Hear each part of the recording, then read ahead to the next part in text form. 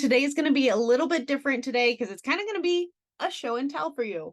So I'm talking all about predictable chart writing and what we can do to support our students in the writing experience. So if you have students that are non-writers, non-readers, it doesn't matter. This is something that you can do with every single student so that we are modeling best practices when writing and doing instruction. So without further ado, I'm going to talk to you a little bit about predictable chart writing, which is very basic. It's something that you can totally do tomorrow with nothing fancy. I even have a free download that you can start off this week with if this is something that you want to try with your classroom. I'm working currently on creating a resource so that you can implement this every single week of your school year. But for right now, let's go into what we would do if we want to use predictable chart writing with our students. So if you want to implement this tomorrow, you would need some type of maybe poster board, or you can use something as simple as your whiteboard. You really don't need anything fancy. Some type of easel, display, poster, a blackboard, a whiteboard, whatever you have, a smartboard. Honestly, like minimal things are great. Honestly, you just need like a marker. If you want to use glue and scissors, use those. If not, great. But again, this is very basic and you don't need many tools to do it. So this is definitely a strategy you can use in your classroom literally tomorrow. This is typically a like 3 to 4 day type of lesson. So you can do this over multiple weeks. You can do this over multiple days. You can condense it and do it in one day if that's something your students are able to do. But I'm going to break it down what I would do as a 3-day lesson. So maybe it's a Monday, Wednesday, Friday, Monday, Tuesday, Wednesday, whatever you want to do. That's totally what you can do. So the first thing we're going to do is introduce your students to a prompt, whatever that prompt is. And so I'm going to do it as I can. So this is a sentence starter. You can use any sentence starter. This is the free download in my Teachers Pay Teacher store that you are welcome to use. So it's I can and blank. And your students are going to fill in the blank. So they're going to use their communication devices. They're going to use words in their head. They're going to use choices that you give them. Literally anything that you want. So I can, and I'm going to model with this one as a play. I can play. So this is something I wrote down. I would write it in the line for my students. And then I'm going to hang this literally right on here. And so what I'm going to do is I'm going to glue it right now. And so your students are learning I can play. Oh, cool. That's such a cool thing that she can do. So maybe your students want to find a different action word. So first thing I would do is have staff model. Okay, so that's what's going to go up there. And I'm going to put my name next to it.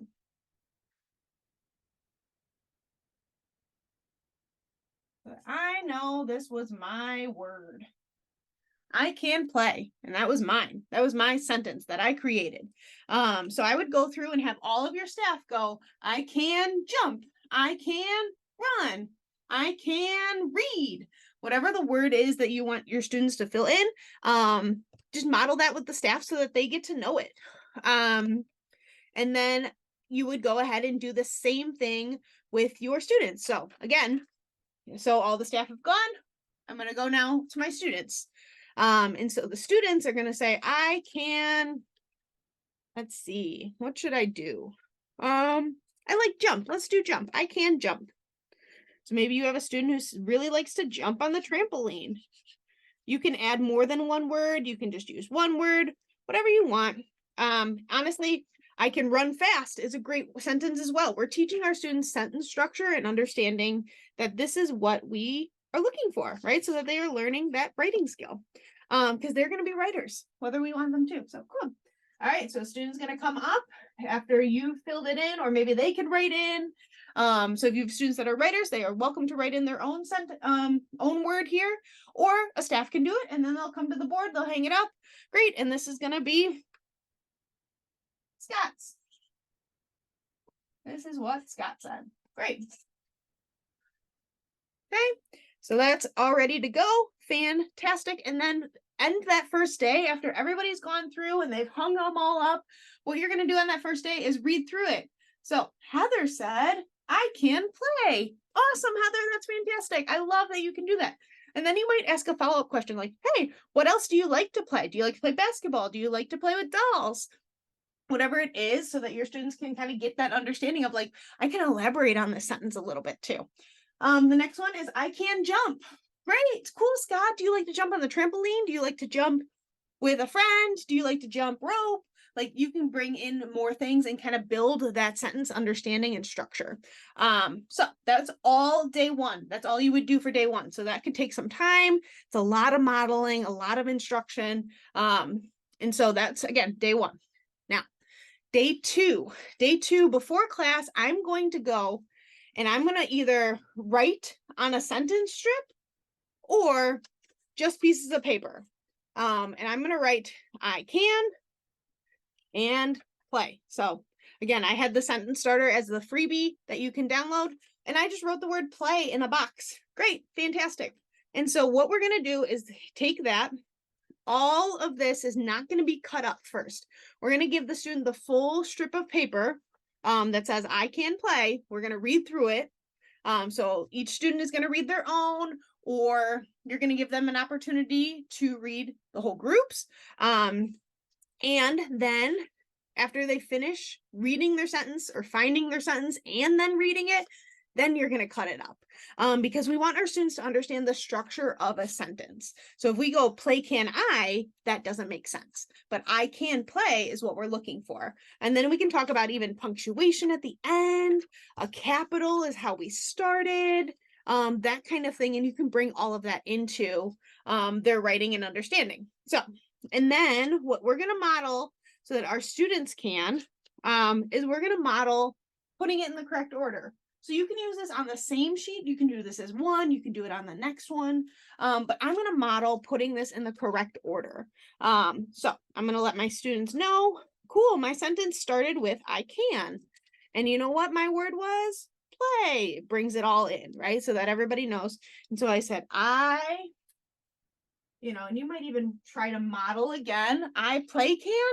Does that make sense? If I say I play can, does that make sense?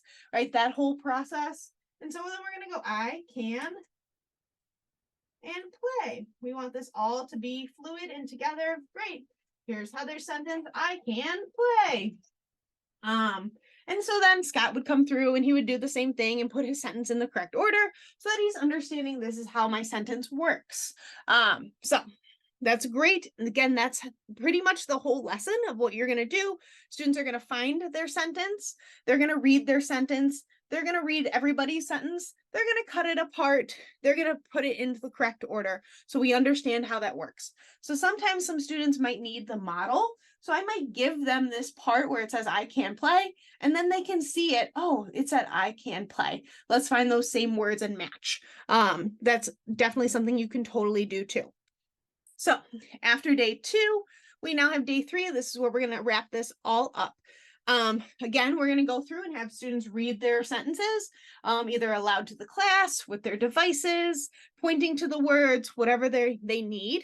And then you can have students create a book. So that is, again, in this free download that I have, where students can go and create a book. So their name would go on top.